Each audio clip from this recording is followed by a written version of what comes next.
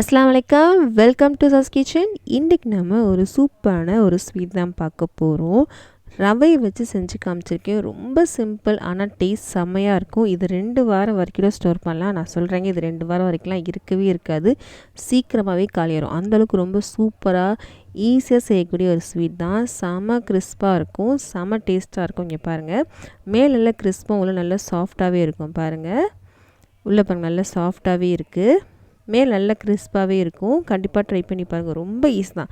சட்னி செஞ்சிடலாம், ஒரு அரை மணி நேரத்துலேயே செஞ்சு முடிச்சிடலாம். அந்தளவுக்கு ரொம்ப சூப்பரான ஒரு ஸ்வீட். இப்போ எப்படி பண்ணலான்னு பார்க்கலாம் வாங்க. அடுப்பில் ஒரு கடாய் வச்சுருக்கேன். இதில் ஒரே ஒரு ஸ்பூன் நெய் மட்டும் நம்ம சேர்த்துக்கலாம். இது வாசனைக்காக தான் நம்ம நெய் சேர்க்குறோம். நெய் சேர்த்துட்டோம். நெய்யும் கொஞ்சம் உருகிருச்சு. இப்போது ஒரே ஒரு டேபிள் ஸ்பூன் அளவுக்கு பாசிப்பருப்பு இருக்கு இல்லையா, நல்லா அலசிட்டு தண்ணியில் ஊற வச்சுருக்கேன். ஒரு 10 நிமிஷமாக ஊறிட்டுருக்கு. இப்போ தண்ணியெலாம் வடிகட்டு வந்துடலாம். வடிகட்டிட்டு பருப்பு லைட்டாக ஊறிருக்கு. இந்த பருப்பு மட்டும் இந்த நெய்யில் சேர்த்துக்கலாம். சேர்த்துட்டோம். இது லைட்டாக வறுக்க போகிறோம். கலர் எதுவும் சேஞ்ச் ஆகும்லாம் அவசியம் இல்லைங்க. லைட்டாக வறுப்பட்டால் போதும். ரொம்ப நேரம் வறுப்பணும்னு அவசியம் இல்லை. இது சாப்பிடும்போது நல்லா கிறிஸ்பாக இருக்கும், நல்லா டேஸ்ட்டாக இருக்கும். அதுக்காக தான் இந்த பருப்பு சேர்க்குறது. பாருங்கள், வறுப்பட்டுச்சு. கலர் எதுவுமே சேஞ்ச் ஆகலை, போதும். இப்போ இது காமிச்சிட்ருக்கு இல்லையா, இந்த பவுலில் தான் நம்ம எல்லாமே அளவெடுக்க போகிறோம். ரவை, வெல்லம், தண்ணி எல்லாமே இதில் தான் அளவெடுக்க போகிறோம். உங்கள்கிட்ட மெஷரிங் கப் இல்லைன்னா ஏதோ ஒரு கிண்ணத்தில் கூட நீங்கள் அளவெடுத்துக்கலாம். ஏதோ ஒரு கிண்ணத்தை எடுத்துக்கோங்க. அதில் தான் நம்ம எல்லாமே அளவெடுக்க போகிறோம். நான் இந்த கிண்ணம் தான் எடுத்திருக்கேன். இதில் தான் நம்ம அளவெடுக்க போகிறோம். இதில் நான் 1 கப் அளவுக்கு ரவை எடுக்க போகிறேன். அதுக்கு 2.5 கப் அளவுக்கு நம்ம தண்ணி சேர்த்துக்கணும். இதே கப்பில் தான் நம்ம தண்ணி சேர்க்குறோம். இப்போ 1 கப் சேர்த்துருக்கோம். இப்போ 2வது கப், இன்னொரு 1/2 கப் அளவுக்கு தண்ணி சேர்த்துக்கலாம். மொத்தமாக 2.5 கப் அளவுக்கு தண்ணி சேர்த்துருக்கேன். இந்த பருப்பு வேகணும்லாம் அவசியம் இல்லைங்க தண்ணியில். இந்த தண்ணி லைட்டாக கொதி வரணும். இந்த பருப்பு வேகணும்லாம் அவசியம் இல்லைங்க. தண்ணியில் கொதி வரட்டும்.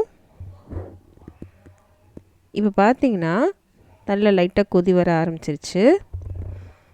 இப்போ அடுப்பை சிம் பண்ணிட்டு நம்ம எந்த கப்பில் அளந்தோமோ அந்த கப்பில் 1 கப் அளவுக்கு நான் வெல்லம் எடுத்திருக்கேன். வெல்லத்தில் மண், தூசி ஏதாவது இருக்குன்னு நினச்சிங்கன்னா நம்ம 2.5 கப் அளவுக்கு தண்ணி எடுத்தோமோ அதில் 1/2 கப் அளவுக்கு தண்ணியை எடுத்து இந்த வெல்லத்தை கரைச்சி அதுக்கப்புறம் இதை சேர்த்துக்கலாம். நான் எடுத்துருக்க வெல்லம் பார்த்திங்கன்னா மண், தூசி எதுவுமே இல்லை, அதனால் நான் அப்படியே எடுத்துட்டேன். நீங்கள் வேணுன்னா கரைச்சி கூட எடுத்துக்கலாம். இப்போ பார்த்திங்கன்னா வெல்லம் நல்லாவே கரைஞ்சிருச்சு. இப்போது இதில் தான் நம்ம ரவை சேர்க்க போகிறோம். நம்ம எந்த கப்பில் எல்லாமே அளந்தோம்லே அதே கப்பில் 1 கப் அளவுக்கு நம்ம ரவை எடுத்துக்கலாம். பொடியான ரவை எடுத்துக்கோங்க. கொஞ்சம் குண்டான ரவை இருந்துச்சு அப்படின்னா மிக்ஸியில் போட்டு அரைச்சிட்டு எடுத்துக்கோங்க. முடிஞ்ச அளவுக்கு பொடியான ரவையை எடுத்துக்கோங்க. இதுக்கு இப்போது ரவை சேர்த்துட்டோம். இது நல்லா கலந்து விட நல்லா திக்காயிட்டே வரும். இங்கே பாருங்கள், இந்த அளவுக்கு திக்காயிரும். ரவை இதிலே வெந்துடும். அப்படியே பாத்திரத்தில் ஒட்டாமல் வரும். அந்த ஸ்டேஜில் நம்ம அடுப்பு ஆஃப் பண்ணிக்கலாம். இது சீக்கிரமாகவே இந்த ஸ்டேஜ் வந்துடும், அதனால் நீங்கள் கலந்து விட்டே இருங்க. இப்போ நமக்கு இது ரெடி ஆயிடுச்சு இல்லையா, இது இருக்கட்டும், கொஞ்சம் ஆறட்டும். இப்போ ஆறிடுச்சு. ரொம்பலாம் ஆறல, லைட்டாக தான் சூடாக இருக்குது. ரொம்ப ஆற விட்டுறாதீங்க, லைட்டாக சூடாக இருக்கணும். இந்த டைமில் 2 டேபிள் ஸ்பூன் அளவுக்கு அரிசி மாவு எடுத்திருக்கேன். அதை நம்ம சேர்த்துக்கலாம். இது பைண்டிங்காக தான் நம்ம சேர்த்துருக்கோம்.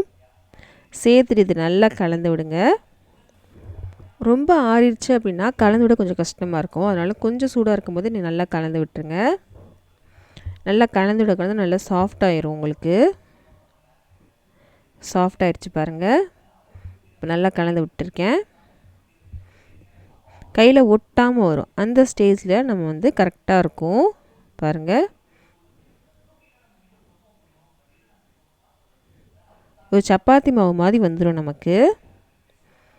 இப்போ நமக்கு இது ரெடியாக இருக்குது. இப்போ நான் ஒரு சாப்பிங் போர்டு எடுத்திருக்கேன். இதில் நம்ம என்ன செய்ய போகிறோம் அப்படின்னா திரட்ட போகிறோம். அதுக்காக கொஞ்சமாக நெய் மட்டும் தடவிக்கலாம், ஒட்டாமல் வரணும் அப்படின்றதுக்காக கொஞ்சமாக நெய் தடவிருக்கேன். எல்லா இடத்துலையும் தடவியாச்சு. இப்போ நம்ம செஞ்சு வச்சுருந்தோம் இல்லையா, அது இதில் சேர்த்துட்டு நம்ம திரட்ட ஆரம்பிக்க போகிறோம். இப்போ பாதி எடுத்துக்கிறேன். பாதி எடுத்து நம்ம தனியாக வச்சுக்கலாம். அதுக்கப்புறம் செகண்ட் டைம் திரட்டிக்கலாம். இது ரொம்ப மெலிசாலாம் திரட்டணும்னு அவசியம் இல்லைங்க, கொஞ்சம் குண்டாக தான் இருக்கணும். இப்போ நம்ம திரட்ட ஆரம்பிச்சிடலாம். ஷேப் எதுவும் அவசியம் இல்லை, நம்ம கட் பண்ண தான் போகிறோம், அதனால் ஷேப் எதுவும் அவசியம் இல்லை, கொஞ்சம் திரட்டினா மட்டும் போதும். திரட்டிட்டேன். ரொம்ப மெலிசாவும் இல்லாமல் ரொம்ப குண்டாகவும் இல்லாமல் ஓரளவுக்கு நான் வந்து மீடியமாக வச்சுருக்கேன். இப்போ ஒரு கிளாஸ் எடுத்திருக்கேன், இதை வச்சு நம்ம ரவுண்டாக கட் பண்ணிக்கலாம். நீங்கள் ரவுண்டாக தான் கட் பண்ணணுன்னு இல்லை, எந்த ஷேப்பில் வேணாலும் கட் பண்ணிக்கலாம்.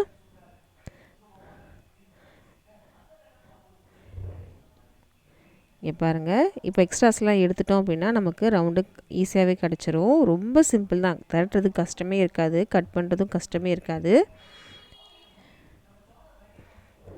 இந்த மாதிரி செஞ்சுட்டோம். மிச்சம் இருக்கிறது எல்லாத்தையும் சேர்த்து நம்ம வந்து திரட்டி திரும்பவும் இந்த மாதிரி கட் பண்ணி எடுத்துக்கலாம். பாருங்கள் எந்த அளவுக்கு வச்சுருக்கேன் அப்படின்னு. இந்த அளவுக்கு கொஞ்சம் குண்டாக தான் இருக்கணும்.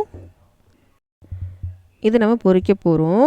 எண்ணெய் சேர்த்து பொரிக்கும் போது ரொம்ப சாஃப்டாக இருக்கும், அதனால் ரொம்ப பார்த்து கவனமாக ஹேண்டில் பண்ணணும். அதனால ஃப்ளாட்டான பாத்திரமே எடுத்துக்கோங்க. இந்தமாதிரி பேன் எடுத்துக்கிட்டோம் உங்களுக்கு ஈஸியாக இருக்கும். ரொம்பலாம் எண்ணெய் சேர்க்கணும்னு அவசியம் இல்லை, இந்த அளவுக்கு எண்ணெய் சேர்த்தாலே போதும். இப்போ நம்ம சேர்த்துட்டோம். எண்ணெய் சேர்த்தோடனே பார்த்திங்கன்னா ரொம்ப சாஃப்டாக இருக்கும், திருவி போடும்போது பார்த்திங்கன்னா உடையிற மாதிரி வரும், அதனால் பார்த்து கவனமாக இருக்கணும் பொரிக்கும் போது மட்டும். ஒரு 4 சேர்த்துருக்கேன். திருவி போடும்போது பார்த்திங்கன்னா ரொம்ப சாஃப்டாக இருக்கும், பார்த்து கவனமாக தான் திருவி போடணும். வெல்லம் சேர்த்துருக்கோம், ரவையெல்லாம் சேர்த்துருக்கோம் இல்லையா, அதனால் கொஞ்சம் சாஃப்டாக தான் இருக்கும், பார்த்து கவனமாக தான் திருவி போடணும். இது மட்டும் தான் இது வந்து கொஞ்சம் கவனமாக இருக்கணும். திருப்பி போட்டேன், அதையும் நம்ம திருப்பி போட்டுடலாம். திரும்பியும் போட்டுட்டேன். இப்போ அந்த பக்கமும் வேகட்டும். இது 2 பக்கமும் நல்லா கலர் வந்தாலே போதும், நம்ம எடுத்துடலாம்.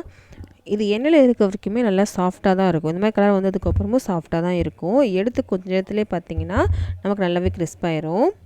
இப்போவும் சாஃப்டாக தான் இருக்குது. கொஞ்சம் நேரத்துலேயே பாருங்கள், இப்போ நல்லாவே கிறிஸ்பாயிருச்சு. மேலே நல்லா கிறிஸ்பாகவும் உள்ளே நல்லா சாஃப்டாகவும் இருக்கும். ட்ரை பண்ணி பாருங்கள், ரொம்ப ஈஸி தான். இதில் நீங்கள் ஏலக்காய் தூள் சேர்க்கணுனாலும் சேர்க்கலாம், நான் எதுவுமே சேர்க்கல. நீங்கள் சேர்க்கணுனாலும் சேர்க்கலாம், தேங்காய் சேர்க்கணுனாலும் சேர்க்கலாம், அது உங்கள் விருப்பம் தான். நம்ம தண்ணி சேர்க்குறோம் இல்லையா, தண்ணி சேர்த்து கொதிக்க ஆரம்பிக்கும் போது நீங்கள் வந்து தேங்காயும் சேர்த்துக்கலாம். 2 டேபிள் ஸ்பூன் அளவுக்கு தேங்காய் துருவிட்டு கூட நீங்கள் சேர்க்கலாம். ரொம்பவே சூப்பராக இருக்கும். கண்டிப்பாக ட்ரை பண்ணி பாருங்கள். இந்த வீடியோ பிடிச்சிச்சு அப்படின்னா ப்ளீஸ் நம்ம சேனலை சப்ஸ்கிரைப் பண்ணிடுங்க, பக்கத்தில் இருக்க பெல் பட்டனையும் கிளிக் பண்ணிடுங்க. அப்போ தான் இனிமேல் போட போகிற எல்லா வீடியோவும் சேரும். இந்த மாதிரி ரெசிபீஸ்லாம் உங்கள் ஃப்ரெண்ட்ஸ்க்கும் ஃபேமிலிஸ்க்கும் யாருக்காவது பிடிக்கும்னா அவங்களுக்கு இந்த வீடியோ ஷேர் பண்ண மறக்காதீங்க. லைக் பண்ணுங்கள், லைக் பண்ணாதது நிறைய பேருக்கு வந்து ரெக்கமெண்ட் ஆகும். நிறைய பேர் சப்ஸ்கிரைப் பண்ணாமல் தான் இன்னும் பார்த்துட்ருக்கீங்க, ப்ளீஸ் சப்ஸ்கிரைப் பண்ணுங்கள், அது கொஞ்சம் மோட்டிவேஷனாக இருக்கும். நம்ம அடுத்த வீடியோவில் சந்திக்கலாம்.